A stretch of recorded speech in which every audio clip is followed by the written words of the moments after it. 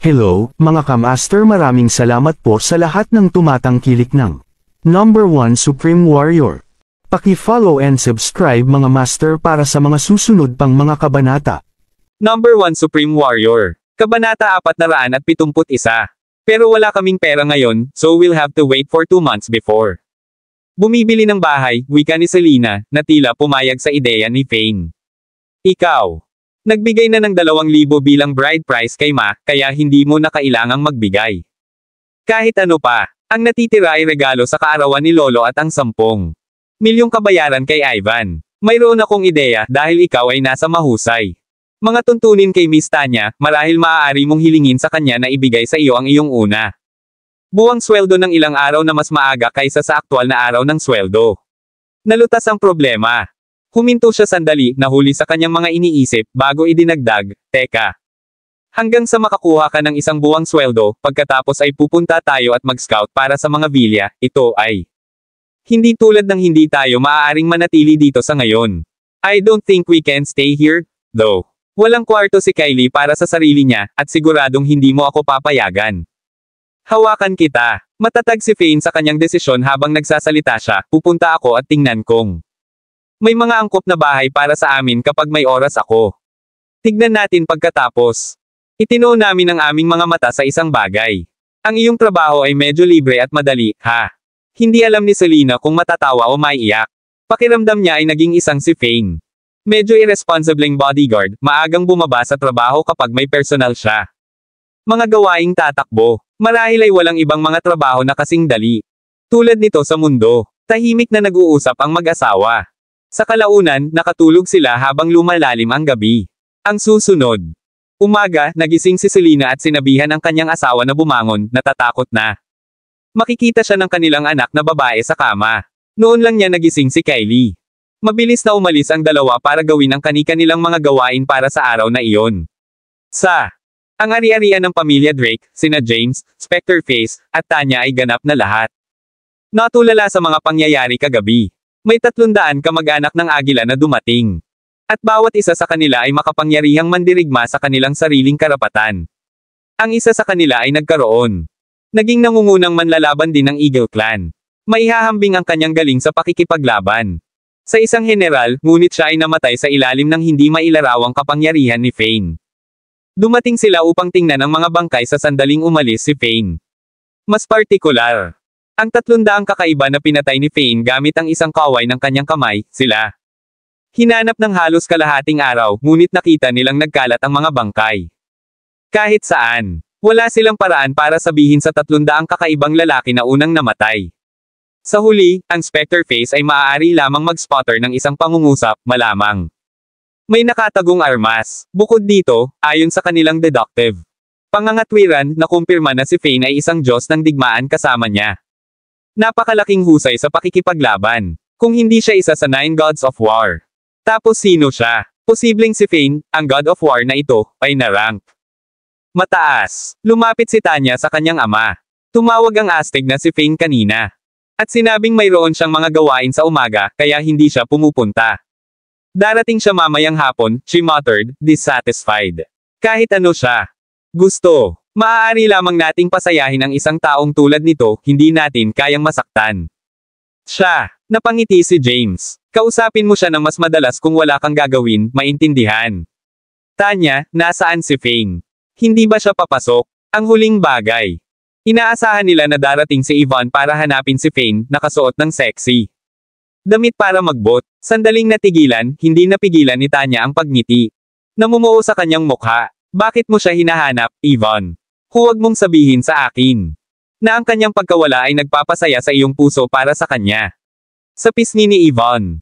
Naging pula. Hindi pwede. Gusto ko lang sanang mag-shopping kasama ka, at gusto ko isama si Fane kasi natatakot ako na delikado sa labas, she. Madiin na protesta. At saka, hindi ba sayang kung hindi natin siya makukuha? Magtrabaho kahit na binayaran siya ng napakaraming pera. Sa sandaling ito, bumangga ang bodyguard na nagbabantay sa entrance. Miss Tanya, guro. Mayroong isang magandang babae na may higit sa 20 bodyguard sa kanyang retino, siya. Iniulat. Sinabi niya na narito siya para kay Fane Woods at tinanong kung siya nga papasok sa trabaho ngayon. Kabanata 472. Hinahanap niya si Fane. Isang magandang babae. Tanya at Yvonne. Nagpalitan ng tingin, hindi maintindihan ang pagkairita nila.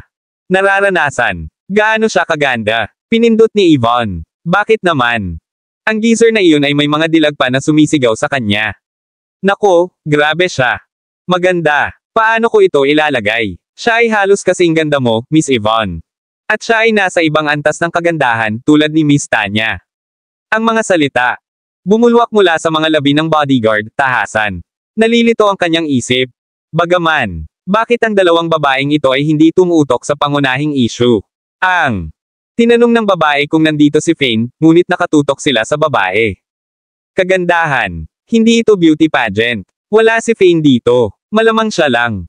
Punta ka sa hapon. Sabihin mo sa kanila na bumalik sa ngayon, wika ni James. Diretso. Hindi, gusto kong lumabas at tingnan kung sino ang tinitingnan ng babae. Para kay Fane. Nagsalita si Tanya pagkatapos niyang isipin iyon. Gusto ko rin siyang makita. Isang kislap ng inggit ang sumiklab sa puso ng dalawang babae. Siya ba ang ideal ni Fane? Type dahil lang sa kagandahan niya. Pagkatapos ng lahat, ito ay hindi magiging kakaibang bagay. Kung may mga babae na naaakit sa iisang lalaki, lalo na noong mabuting lalaki si Fane. Higit pa rito, narinig nila ang tungkol sa mayamang babae sa auction noong nakaraan. Ipinapalagay nila na, sa isang paraan o iba pa, mayroon siyang kaugnayan. Fane. Malamang hindi niya inaalagaan si Fane. Sa halip, nagustuhan niya siya at ang kanyang pinagkakatiwalaan. Kung tutuusin, ang isang lalaking tulad ni Fane ay mukhang hindi ang uri na gagawin. Gustong makisali sa mga inosenteng dalaga. Sumunod naman ang dalawang babae. Ang bodyguard sa pasukan, nagmamadaling naglakad. Isang magandang babae. Nakatayo sa pasukan, at nakasuot siya ng puting damit na may floral print. Isang maliit na ngiti ang nag-adorno sa kanyang mukha, at nagbigay siya ng banayad at matamis. Disposisyon. Ang kanyang aura ay kasing linaw ng simoy ng tagsibol, at pinalabas niya ang matamis na lasa ng unang pag-ibig. Miss Tanya, bakit ka pumunta dito? Saan? Fane. Hindi ba siya ang bodyguard mo? Dapat ay papasok na siya sa trabaho ngayon. Dumating na ba siya? Nagningning ang mga mata ng babae nang makita niya si Miss Tanya. Lalong sumilay ang ngiti sa mukha niya. Kilala ko ba siya? Parang pamilyar siya, pero bakit hindi ko magawang lagyan ng daliri? Kumunot ang noo ni Tanya, her. Nakakunot ang noo ng ekspresyon. Since when may lumabas na ibang beauty sa middle? Probinsya. Lalong nagselo si Yvonne. Naramdaman niya na ang kagandahan sa harapan. Offer was more attractive than herself, babaeng ito na may ngiti na matamis na parang Honey, hey, sabihin mo sa akin kung nasa paligid mo na si Fane. Sasabihin ko sa iyo kung sino ako pagkatapos nito. Paano kung ganoon? Tumawa ang babae at humalukip-kip sa kanya. Dibdib. Ang kanyang figure ay well-balanced, at ito ay nagdadala ng isang mainit at nakakapreskong ugali. Wala pa siya dito. Ang idiot na iyon ay nagsasabi na mayroon siyang mga gawain at darating lang sa hapon. Unti-unting bumaling ang ekspresyon ni Tanya. Maasim. Hindi ginagawa ni Fane ang kanyang trabaho tulad ng nararapat. Kabanata 473. Sige, sasabihin mo sa amin kung sino ka ngayon, tama. Nagsalita si Yvonne, gumuhit. Kanyang pangungusap gaya ng ginawa niya. Hindi mo ba ako nakikilala? Hey, si Seiza, Tanya. Hindi mo ba talaga ako nakikilala? Ngumisi si Seiza. I asked Fane to marry me. Dati, pero hindi niya ako sinagot. Sobra ang timbang ko noon at tumingin ako. Pangit, kaya hindi kakaiba na tinanggihan niya ako. Dahil doon, nagpasya akong maghintay. Saglit bago subukan ulit ang swerte ko. Baka may pag-asa ako kung hiningi ko ang kamay niya ngayon. Seiza, huminga ng malalim si Tanya. Siya. Kinusat niya ang kanyang mga mata, hinala na siya ay nag-hallucinate. Nag-aral siya kay Seiza.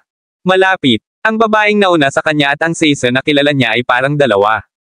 Ganap na magkakaibang mga tao. Gayunpaman, pagkatapos ng maingat na pagmamasid, siya talaga. Kamukha ni Seiza. Hindi nakapagtataka na naramdaman ni Tanya na napakapamilyar niya. Nang makita siya, Diyos ko, nagawa mong gamutin ang iyong sakit. Ilan? Kilos na wala ka. Naalala kong nakita kita ilang araw lang ang nakalipas, hindi mo ba? Humigit kumulang 200 ang bigat. Nagulat din ang gulugad ni Yvonne. Siya sa isip. Nakipagdebate sa sarili na ang nauna sa kanya ay manloloko. Si Seiza noon. Na sinasabing hiniling niya kay Fane na pakasalan siya noon, ngunit hindi siya pumayag. Sa kanya, Ngayon na siya ay matagumpay na pamayat at naging isang nakamamanghang kagandahan. Gusto niyang bigyan ito ng pangalawang shot. Ginawa ko. Lahat ito ay salamat sa trabaho ni Fane. Siya ay isang henyo ng isang doktor. Binigyan niya ako ng 3 table tas at pamayat ako, ito ay kamangha-mangha. Bumulwak siya. Mahal ko siya hanggang kamatayan. Binigyan niya ako ng buhay, 1 segundo. Pagkakataon sa buhay. Bahagyang namumula ang mukha ni Caesar habang nagsasalita, kanya. Naging mahiyain ang ekspresyon. Baka iniisip ninyong dalawa na masyado akong walang ingat ngayon. Pero sa tingin ko, si Fane ang perpektong tao. Hindi siya masyadong masama bilang isang tao. Caesar, pero hindi naman siguro siya kasing perpekto gaya ng ipinapakita mo sa kanya, Yvonne.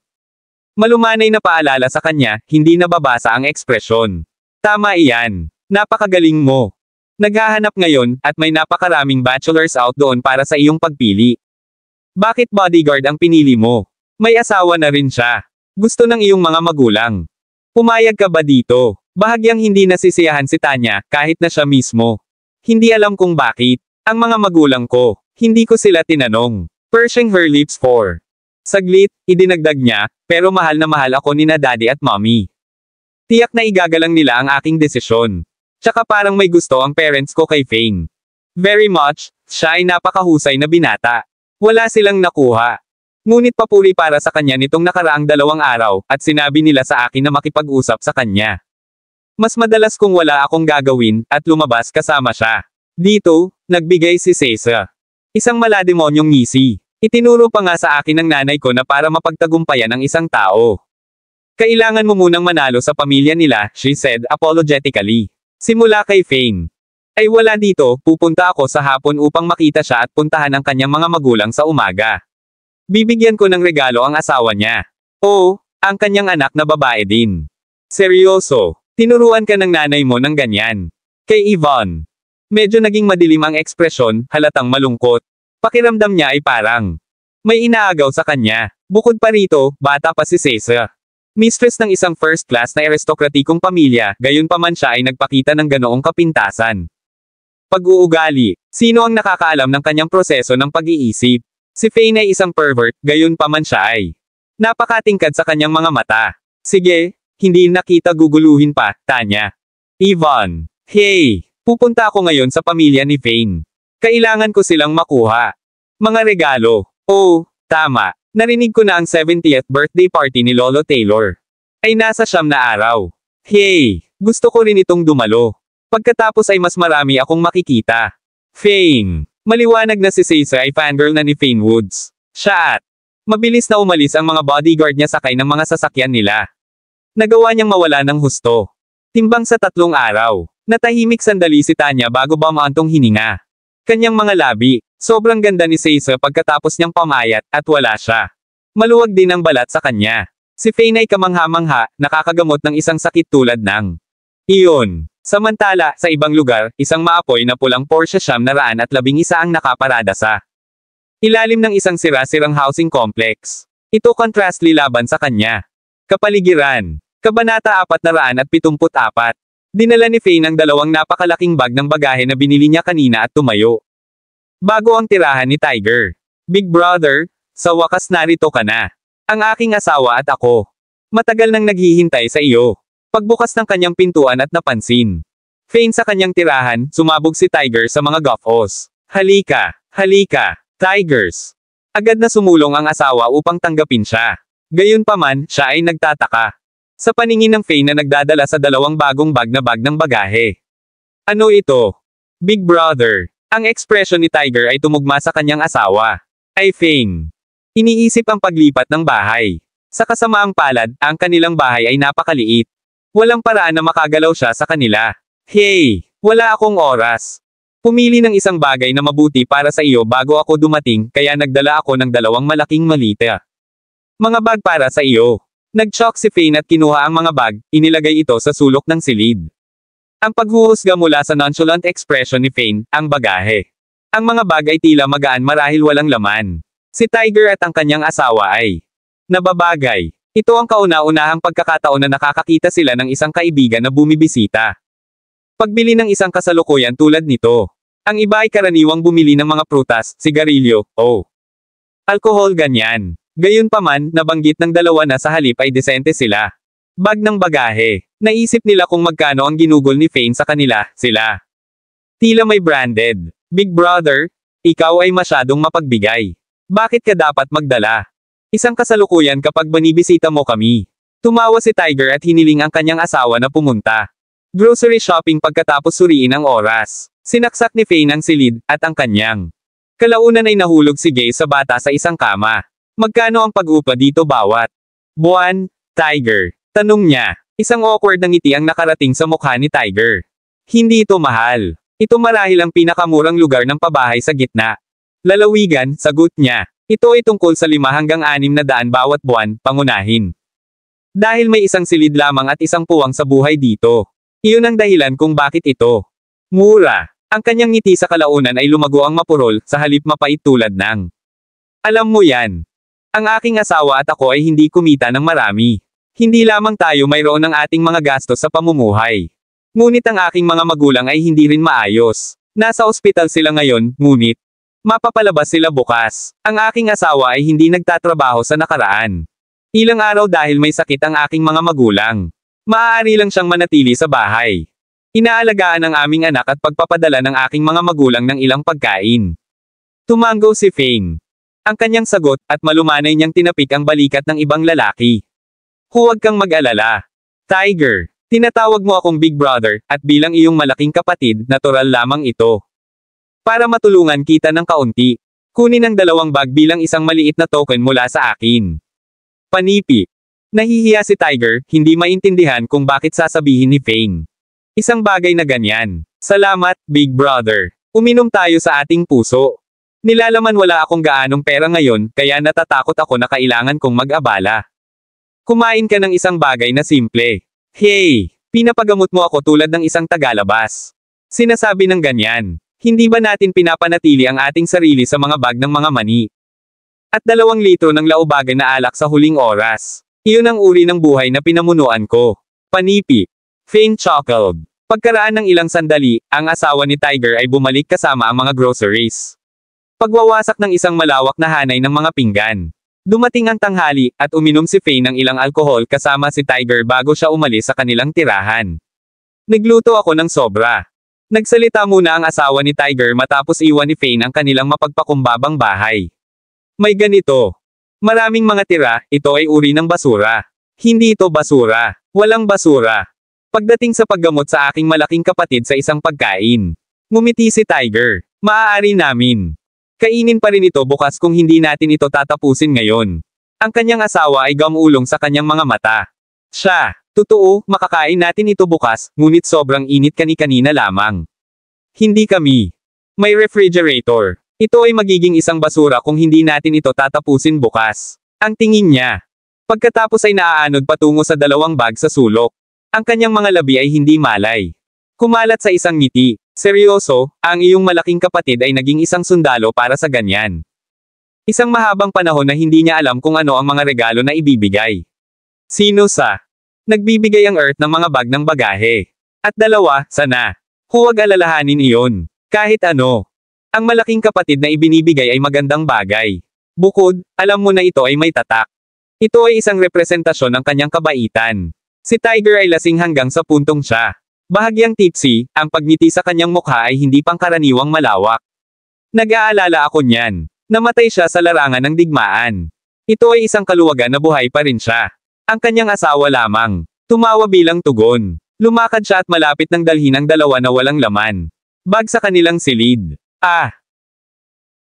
Kabanata 475. Sa kanyang pagsisikap na itinaas ang mga bag, natagpuan ng asawa ni Tiger na ang mga bag na. Sa katunayan, mabigat. Hindi niya maiangat ang mga ito dahil medyo gumamit lamang siya ng kaunting lakas. Bakit ito mabigat? Ang mga ito ay bago. Mayroon bang isang bagay sa loob? Ang mga browser ng babae ay lumabo, nagtataka ang ekspresyon. Ang pagsasakatuparan ay nanginginig si Tiger sa.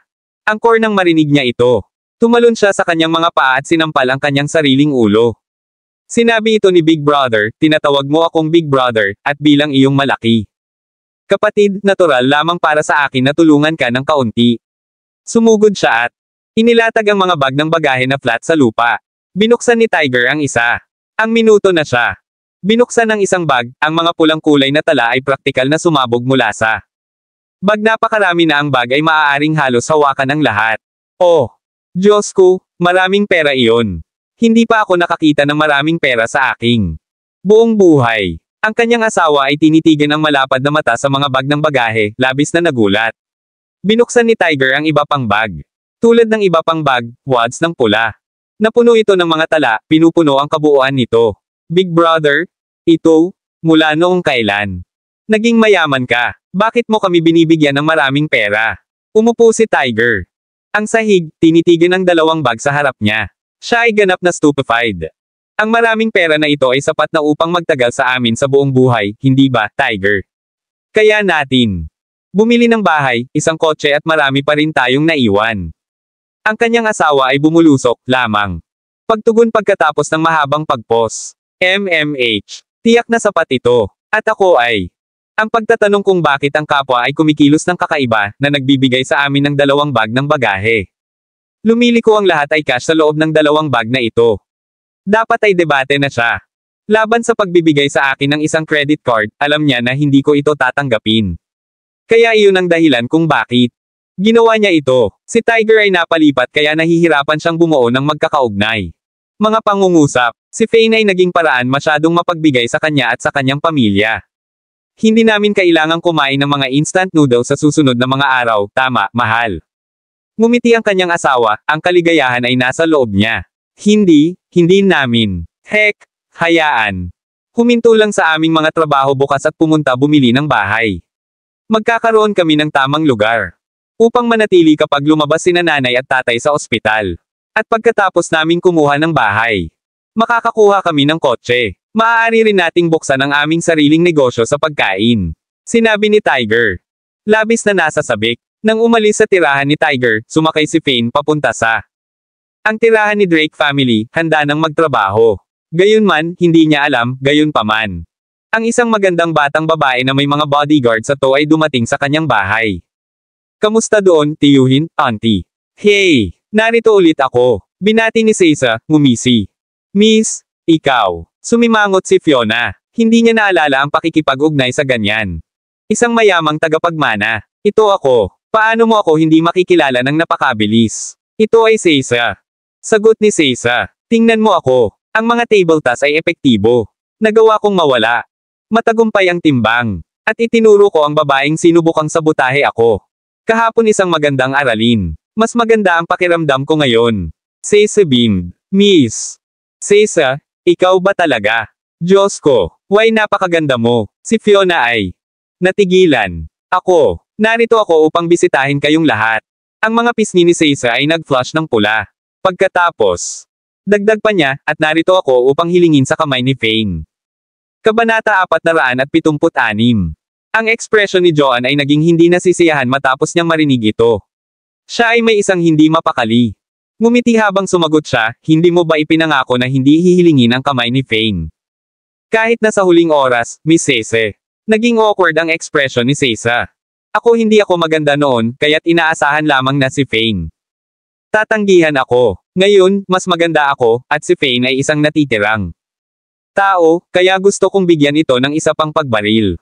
Nagsimulang makaramdam si Joanne. Pinahahalagahan ang iyong pagmamahal kay Fane, Miss Seiza, ngunit naiintindihan ko ang aking anak na lalaki. Mas mahusay ang karakter, iginiit niya, nakangiti. Siya ay matigas ang ulo at tuwid na laced. Iyon ang dahilan kung bakit sinabi niya sa iyo na hindi kanya gusto, pagkakataon na ikaw. Hindi makumbinsi siya kahit na sinubukan mo ulit. Iminumungkahi ko na ikaw. Hayaan mo na, Miss Seiza. Alam ko ito, auntie, ngunit gusto ko pa ring subukan. Hindi ako. May mga panghihinayang lamang pagkatapos kong subukan. Nagbigay si Seiza ng isang ngiti ng wan at pumalakpak ang kanyang mga kamay. Ang ilan sa kanyang mga bodyguard pagkatapos ay sumulong at dinala ang mga regalo. Bumili siya. Hindi ko alam kung ano ang bibilhin para sa lahat, kaya nagbibigay ako ng isang jade. Para sa bawat tao dito. Inaasahan ko na ito ay gusto mo. Dahil bata pa si Kylie. Binili ko lang siya ng ilang mga manika. Nagkomento si Seiza, nakangiti. Diyos ko, may isa rin sa akin. Kinuha ni Zina ang lacquered box sa kagalakan at sinuri ang jade. Sa loob, Ang kulay ng jade na ito ay kapansin-pansin, Miss Sesa. Ito ay dapat na. Mahal. Hindi isang solong isa sa mga jades na napili ng aming batang miss.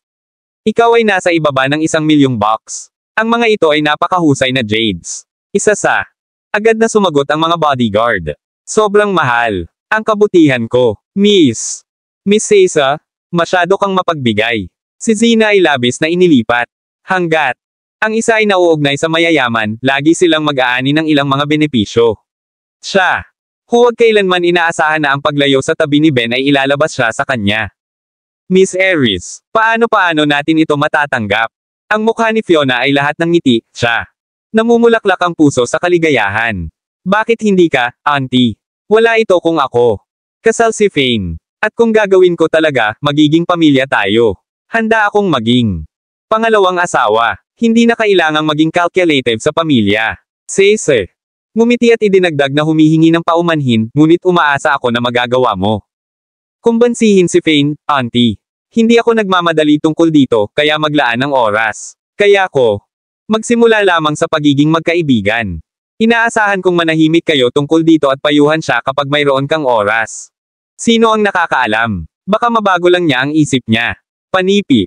Paano sila tatanggi matapos silang makatanggap ng mga magagandang regalo? Bukod dito, kung si Miss Sesa ay tunay na naging pangalawang asawa ni Fane, kung gayon si Fiona mismo ay magbabahagi ng kaligayahan at magkaroon ng pera na gugugol. Mabilis niyang ginawa siya. Tindig na kilala. Hindi siya nag-abala na mag-isip ng 2 beses tungkol sa bagay na ito. Masigasig na sumagot, huwag kang mag-alala, Miss Sesa. Napagtanto ko din iyon. Ikaw ay isang magandang babae, kaya naiintindihan kita. Gagawa ka ng isang mabuting asawa. Ako na. Tiyak na makakatulong sa iyo upang kumbansihin si Fane hanggat maaari. Sa gilid, si Joanne ay hindi nagsalita. Ilang beses lamang na nakilala ni Fiona si Sesa, nagpalitan ng iilan mga salita, at kahit papaano ay naiintindihan niya siya. Hindi na kailangang sabihin, naintindihan niya. Napakahusay ng pagkatao ni Fiona. Siya ay isang babae na pupunta sa lahat ng mga dulo. Para sa pera. Iyon ang dahilan kung bakit hindi siya maabala upang makipagtalo sa kanya. Siya. Nagkunwari na wala siyang narinig. Si Andrew, gayunpaman, ay hindi makaya. Upang makinig sa ito, sumakay siya at sinabing, iwanan natin ang mga bata. Pagsunod-sunurin ang mga bagay sa pagitan ng kanilang sarili. Wala kaming karapatang makagambala. Mga bagay ng puso. Hindi niya inaasahan na ang kanyang asawa ay igulong ang kanyang mga mata. Ang impyerno ay pinag-uusapan mo. Kami ay mas may karanasan kaysa sa kanila. Iyon ang dahilan kung bakit dapat nating gawin ang inisyatibo at gabayan sila. Panipi. Kabanata 477. Tama iyon. Tama ka, auntie. Sesa beamed. Kukunin ko ang aking. Umalis ka na ngayon. Salamat sa iyong pag-unawa. Miss Sesa, bakit hindi ka magkaroon ng tanghalian sa amin bago ka umalis? Magalang na sinabi ni Fiona. Hindi na kailangan, auntie. Siguro sa susunod. Si Sesa ay nagtapon ng isang ngiti sa kanyang balikat at mabilis na naiwan ang kanyang mga tauhan. Seryoso, ikaw ba ay desperado para sa pera? Nag-huff si Andrew. Nagagalit pagkatapos umalis si Sesa. Si Fane ay ang iyong manugang, at kung sino sa mundo ang nakakahanap ng pangalawang asawa para sa kanilang manugang. Marahil ikaw ang una sa kasaysayan ng lahat. Tao na gawin ito. Ano ang alam mo? Biglang ang ekspresyon ni Fiona naging frosty. Sasabihin ko sa ibang batang babae na nais na maging pangalawang asawa ni Fane. Scram, ngunit ang babaeng ito ay naiiba. Siya ay Miss Sharon, tagapagmana kay George. Pamilya. Tumahimik siya rito bago magpatuloy, pag-isipan. Ang pamilyang George ay isa sa 4 na pangunahing pamilya dito. Mayroon lamang 4 na first class. Mga pamilyang aristokratikong nasa gitnang lalawigan, at isa sila sa kanila. Dapat sila maging lumiligid sa cash. Gayon din, napakaganda ngayon ni Sesa, at handa siyang maging pangalawang asawa ni Fane kahit na sa kanyang panlipunang paninindigan. Paano natin tatanggi ang isang batang babae? Ganito. Ito ay kumpletong idesi na gawin ito. Hey! At sinasabi mo na ikaw hindi ba mahilig sa pera? Tila ikaw ay medyo sakam sa akin. Naglakad si Andrew. Bukod at umupo sa isang bench. Hinampis niya ang isang sigarilyo at sinindihan ito, kanyang ekspresyon na baluktot sa isang grimace. Bilang ama ni Selena, ayaw niya sa kanya. Anak na babae upang ibahagi ang isang lalaki sa sinumang iba pa. Ito ay natural lamang. Bukod dito, Nilinaw ni Faye na hindi niya gusto ang Sesa. Paano nila masubukan na ipares ang mga ito? Ganito ba? Tama iyon, Fiona. Hindi na kailangan para sa amin na makagambala sa aming negosyo ng mga bata. Hayaan silang ayusin ito sa pagitan ng kanilang sarili. Pagkatapos ng lahat, anak ko, medyo kumita ngayon. Magkakaroon kami ng aming sariling kayamanan sa 1 o 2 taon. Oras. Sa wakas ay nagkomento si Joanne, hindi na makapaglagay ng sarili. Hey! Mayroon kaming isang pagkakataon para sa isang aktwal na hinaharap ngayon. Walang sino man sa kanilang mabuting isipan. Tanggihan ng maraming pera. Alam mo ba kung magkano ang kinikita ng pamilyang George? Bukod dito, wala silang anak na lalaki, kaya magmana si Sesa sa lahat ng mga negosyo sa pamilya. Makikinig din siya sa anumang sinabi ni Fane. Hindi ba nangangahulugang ang pera? Ang praktikal na Fane minsan ay lumipas ang kanyang mga magulang. Sa palagay mo ay pera ako. Malinaw. Iniisip ko lang ang lahat ng ito para sa kabutihan ng iyong anak. Nakatiklop si Fiona. Ang kanyang mga braso sa kanyang dibdib, isang malamig na ngiti sa kanyang mukha habang nakikipag-usap kay Joanne. Tama iyon. Bakit hindi ko naisip iyon? Lumiwanag ang mga mata ni Ben. Sa pag-aakalang. Ang Fane na iyon ay tunay na ikinasal kay Sesa at na ang pamilyang George ay walang iba. Mga mana sa kanilang kapalaran, tiyak na makikinig siya sa lahat ng sinabi niya. Isinasaalang-alang ang gusto niya sa kanya. Gamit nito, kontrolin ni Fane ang bawat negosyo ni George family. Sila ay isang first-class aristokratikong pamilya. Ang pag-iisip lamang ng kanilang pera ay halos gumalaw sa kanya. Bagaman ito ay isang pangmatagalang pamamaraan, bibigyan nito ng hindi maisip na gantimpala sa kanila sa ang hinaharap. Tita, kailangan mong makinig sa aking ina tungkol dito. Hindi lang ako, nanay na kailangan gawin ang nakakumbinsi, kailangan mong makatulong na kumbansihin ang iyong anak. Palagi siyang nakikinig sa iyo. Ang iyong payo ay magkakaroon ng malaking epekto sa kanya.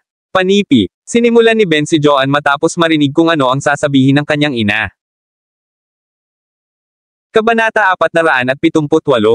Inilagay ng mag-inang duo si Joanne sa isang mahirap na kalagayan. Susubukan ko ang aking best, she said perfunctorily, pero sarili niya ang mga opinyon niya.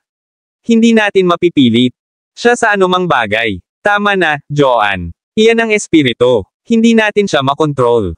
Puso, ngunit maaari naming tiyak na subukan ang aming makakaya upang payuhan siya na magpasya kung ano ang pinakamahusay.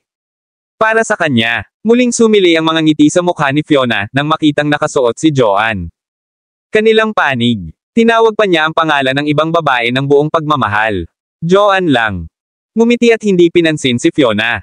Sa sandaling iyon, sa isang bulwagan sa Agila. Ang punong tanggapan ng clan, mahigit 12 lalaki ang magkasamang nakaupo, lahat ng mga executive ay pumasok. Ang angkan. Ang isa sa mga nasa katanghaliang gulang na lalaki ay may madilim na ekspresyon. Nanatili siya. Saglit na nagmumuni-muni bago nagsimula, nagbalik na ang mga tauhan natin. Sa kasamaang palad, ang 300 kakaibang tao na namatay sa kagubatan sa lungsod. Outskirts kagabi ang mga lalaki namin. Wala sa mga lalaking iyon ang nakaligtas. Si Baldy ay isa sa kanila. Ano, patay na rin si Baldy. Ganun din ang ibang babae. Takot na ang lahat ng kulay ay nabura sa kanyang mukha. Siya rin ay isang sanay manlalaban, at siya, kasama si Baldy at 2 pang matatanda, ang nagtayo ng Agila. Angkan sa kasalukuyang taas nito. Sila ang kilalang 4 ng Eagle Clan. Mga mandirigma, napakalakas ng 4, mas kumilos ang Eagle Clan. Impudently compared to other clans dahil sa 4 na ito. Hanggang ang clan. Ang 4, walang makahaharang sa kanilang daan. Ang 2 pang matanda. Nagpalitan ng tingin, ang kanilang mga titig ay napuno ng parehong bigat. Sino te? Sino kaya ang malakas? Don't tell me na nasaktan ng mga tauhan natin ang isa sa mga makapangyarihang hari ng digmaan. Isa sa mga matatanda ang nagtaka pagkatapos niyang mag-isip. Ito, ganyan dapat. Tanging isang hari ng digmaan ang magiging sapat na makapangyarihan. Talunin si Baldy at ang 300 nating mga tauhan. Kung tutuusin, ang kalaban ay si A. Solong tao, hindi grupo ng mga tao. Tumango ang isa pang matanda. Malamang. Imposibleng maipaghiganti natin ang ating mga tauhan kung ang isang hari ng digmaan ay tunay na kasangkot. Dito, maswerte tayo kung hindi siya kumakatok sa pinto natin. Sumangayon lang ang pinuno ng Eagle Clan, tumatango-tango habang ginagawa niya. Iyan ay maaaring napakahusay. Maging ang kaso, ang hari ng digmaan na ito ay maaaring magkaroon ng maraming tapat na kampon. Madali nilang wawakasan ang Eagle Clan sa sandaling mag-utos siya. Bukod, sapat na ang paghihirap natin. Kaya maaari lamang kaming magigiit ng aming mga ngipin at gawin. Walang may ganoong kalaking pagkalugi. F***sake, ito ang unang pagkakataon na nagdusa kami. Ganito, ang isa sa mga executive ay maliwanag na galit na lampas sa kaluwagan, ang kanyang. Mahigpit na nakahawak ang kamay sa armrest ng upuan niya, basag. Ang buong armrest, snap sa ilalim ng kanyang napakatinding lakas. Masakit para sa akin na sabihin ito, ngunit kami. Walang choice, masyadong malakas ang taong ito. Maghintay lang tayo at tingnan kung ano nangyayari. Wala na tayong paraan para makaganti ngayon. Isang buntong hininga ang kumawala sa pinuno. He then added, nonetheless, we should send someone to check up on. Lahat, alamin kung sino ang pumatay kay Baldy at sa iba pa, at kung bakit ang aming mga tauhan. Nagpa siya na pukawin ang tao. Kailangan nating imbestigahan ang lahat. Lubusan. Dapat nating malaman ang pagkakakilanlan ng ating kaaway. Pero ano? Ang paggamit ng pag-alam. Ang taong iyon ay isang hari ng digmaan. Ang executive mula sa bagong ngumiti ng walang katatawan ng ngiti. Iyon ang unang pagkakataon na nakaramdam siya ng sobrang kawalan. Lagi nang mas mahusay na malaman kaysa manatiling mangmang. Kung may na-offend siya sa hinaharap at na may makakaagaw sa kanya, maaari tayong makipagtulungan sa kanila. At pawiin siya. We won't even get a chance to take revenge kung hindi. May alam. Matigas na nagsalita ang pinuno ng angkan, halata sa kanyang tono ang pagpapatawad. Nadama ng kanyang mga tagapakinig na ito ay naging makabuluhan sa kanila pagkatapos nilang marinig ito, at sila nagpadala ng kanilang mga tauhan upang magsagawa ng investigasyon. Tiyak na hindi ito mahirap hanapin. Ilabas ang katotohanan. Kung tutuusin, napakaraming lalaki ang lumabas noong gabing iyon. Siyempre, ang mga hindi sumunod sa laban ay gustong malaman kung bakit ang laban naganap. Kaya naman kailangan lang nila ng 3 araw para malaman ang lahat. Samantala, nakarating na si Fane sa tirahan ng pamilya Drake. Kabanata 479. Oh, sa wakas ay papasok ka na sa trabaho. Sayang naman at nalampasan mo ang umaga. Drama. Sina Tanya at Yvonne, ang huli ay humihigop ng kape, ang nangyari. Nasa sala nang dumating si Fane. Nagsalita ang una sa maasim na tono. Drama sa umaga. Sabihin mo sa akin. Nagtataka, pumunta si Fane sa sofa at umupo. Pababa. Isang magandang dalaga ang pumunta sa iyo. Sinabi niya na gusto niya. Ikaw at gusto kitang pakasalan. Ngumisi si Yvonne. Alam kong super ka. Masaya sa loob. Isang magandang dalaga. WHO. Si Fane noon. Nagulat sandali bago sumagot, I think the only beauties I know. Kayong dalawa ng aking asawa. Oh, tama. At ang Diyosa ng digmaan, si Lana. Gayunpaman, tiyak na hindi siya alinman sa iyo, at tiyak na hindi siya si Lana. Aking asawa ay kasal na sa akin. Kaya't sino kaya ito? Sharon. George. Hindi mo ba siya tinulungan na pamayat? Ngayon na siya ay matagumpay. Pamayat, mas maganda siya ngayon. Isang mapait na ngiti ang ibinigay ni Tanya. Siya. Ang mga katangian ni Fane ay napalitan ng hindi nababasang ekspresyon nang marinig niya iyon. 2 salita, pangalan ng babae. Dapat sumuko na lang siya. Nasabi ko na sa kanya dati na hindi ko siya gusto, at nangako siya sa akin na hindi na niya ako guguluhin. Kung matagumpay siyang pamayat, sa hindi malamang kadahilanan, sina Tanya at Yvonne. Lumukso sa tuwa ang mga puso nang marinig ang kanyang mga salita. Medyo hindi pa rin kumbinsido. Patuloy ni Yvonne, hindi mo gusto ang version niya bago siya pamayat. Hindi. Maghintay hanggang makita mo siya ngayon. Baka ma-nosebleed ka lang. Hey! Nosebleed. Pinipilit mo lang ngayon. Tumawa ng mahina si Fane. Siya. Mukhang napakaganda ngayon, at maganda ang kanyang figure. Nagbibigay siya ng aura ng isang sariwang simoy ng tagsibol. Parang siya ang first love mo. Ang mga salita ay nag-iwan kay Yvonne sa kanyang panloob na pakikibaka sa pagpili ng mga salita. Iyan ay kanyang negosyo, hindi ko naman siya magugustuhan. Wala akong nararamdaman para sa kanya. Nagkipit balikat si Fane nang walang pakialam.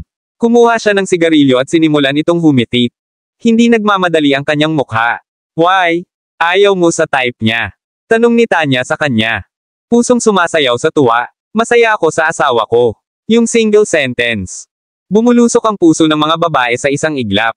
Talaga bang hindi ang lalaking ito interesado sa magagandang babae? Fane, nasaan ka? Isang pamilyar Boses ang narinig sa sandaling ito, sa isang medyo hindi inaasahang sandali noon. Caesar. At ang kanyang entourage ng higit sa 100 bodyguard ay dumating, naghahanap. Fane. Nang makita niya ito, nagningning ang mga mata niya at namula ang pisngi. Pula. Tinanong ko ang mga bodyguard, at sinabi nila sa akin na kara-rating mo lang. Nandito ka na, sa wakas. Medyo nagulat si Fane, bagaman hindi gaanong nagulat.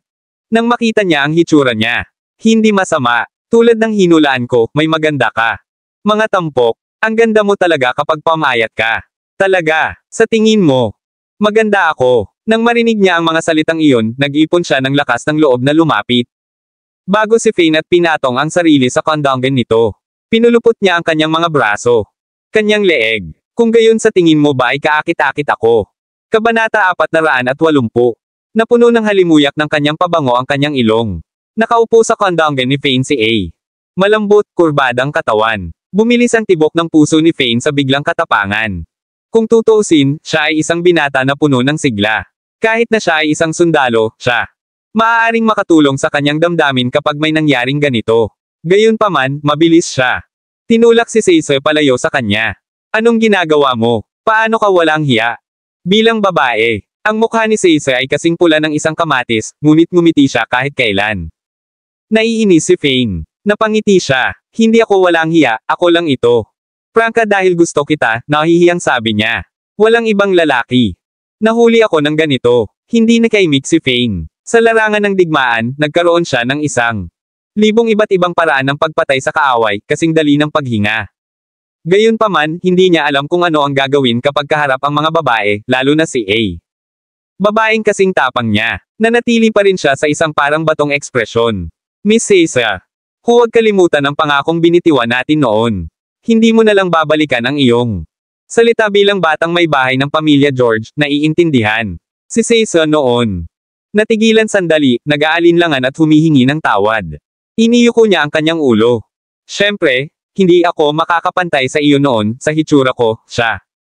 Sabi ni sheepishly. Pero sa itsura ko ngayon, I think I can match up. Sa iyo, hindi ba? Napapikit si Fane. Hindi siya makapaniwala sa anumang bagay na ito. Sabi ng babae, nagpalitan siya ng mga mukha ng mas mabilis kaysa sa maaaring ibuklat ng isa ang isang pahina. Ang kanyang nagdilim ang ekspresyon, hindi kinikilala ang mga salita ni Caesar. So, sa tingin mo, ang ganda ko ngayon? Tanong niya sa maliit na boses. Napatingin si Fane sa kanya. Ikaw naman. Pero, may asawa na ako. Ayokong gumawa ng anumang bagay para ipagtaksilan siya. Hanapin mo ibang tao. Magiging madali para sa iyo na makahanap ng kasintahan ngayon. Hindi niya inaasahan na ang mga labi ni Caesar ay humuhubog sa isang matamis na ngiti. Kontento na ako. Akala mo maganda ako. Para sa akin, ikaw ang pinakakahanga-hangang lalaki na nakilala ko, ako. Hindi ako mapakali na tumingin sa ibang lalaki. Dito, huminto sandali si Caesar. Bago siya nagpatuloy, huwag kang mag-alala, hindi kita pipilitin. Alam kong tagumpay iyon. Ang pilit ay isang mapait na tagumpay. Magkaibigan muna tayo. Hindi ako nagmamadali, kaya natin. Dahan-dahan lang. Bata pa ako, kung tutuusin. Hindi alam ni Fane kung matatawa o umiyak. Pwede tayong maging magkaibigan, ngunit huwag mangarap na maging iba pa. Ang mga dila ni Tanya at Ivan ay nagyelo sa kanilang mga lugar habang sila ay nanunood. Ang dalawa, napakadirekta nila. Ang isa sa kanila ay direktang nagpahayag ng kanyang pag-ibig, ang iba ay tahasang tinanggihan siya. Kailan kaya ang mga bagay ng puso? Prangka. Gayunpaman, kailangan nilang ibigay ito kay Fane, ang lakas ng loob ng lalaki. Ay kapansin-pansin. Marami sa iba pang mga lalaki ay nagkakaroon ng nosebleed hitsura. Kay Caesar, ngunit madali niya itong tinanggihan. Higit pa rito, nakasandal si Caesar. Kondong ni Fane ngayon lang. Sinong matinong tao ang makapagpipigil sa sarili kapag inilagay sa A? Ganitong sitwasyon. Madali siyang tinulak ni Fane sa huli. Maglaan ka ng oras. Walang nagmamadali. Sino ang nakakaalam? Baka sakaling makita mo ang magandang side ko. Nakikihalubilo ka sa akin ng matagal, at baka sakaling tanggapin mo ako. Caesar. Napatingin ako kay Fane. Siya ay may isang mahiyain expression, halatang nahihilo siya. Heels para sa kanya. Talaga bang mabait ang lalaking iyon? Pwede naman sina Ivan at Tanya. Ayoko nang panoorin ito. Ibinahagi nila ang isang karaniwang kaisipan, si Caesar ay masyadong malayo. Sige. Pupunta lang talaga ako para bisitahin ka, kukunin ko. Out of your hair for now, pagsang-ayon ni Seiza. Pero, huwag mong kalimutan yung sinabi mo. Pwede tayong maging magkaibigan, kaya huwag mo akong itulak kapag gusto ko. Tumambay sa iyo sa aking libreng oras. Tumingin ulit si Seiza kay Fane, hinahaplos. Kanyang pisngi. Nahihiya niyang tinawag ang kanyang mga bodyguard at umalis. Ako, si Fane. Ganap na hindi makapagsalita, ang kanyang templo ay kumakabog sa sakit ng ulo. Kailan gagawin? Naiintindihan talaga ng batang iyon ang sitwasyon. Anong mali? Natalo ka ba? Iyong isip, ngayon na ang isang magandang dalaga ay kusang loob na naglilingkod sa sarili sa isang. Pinggan sa iyo, pervert ka. Don't tell me na isang pervert na tulad mo. Masyadong nahihiya na kumilos sa kanyang mga impulses. Maraming salamat mga Kamaster sa walang sawang pagsusubaybay, isang like, share, and subscribe naman dyan mga Kamaster. Abangan ang susunod pang mga kabanata.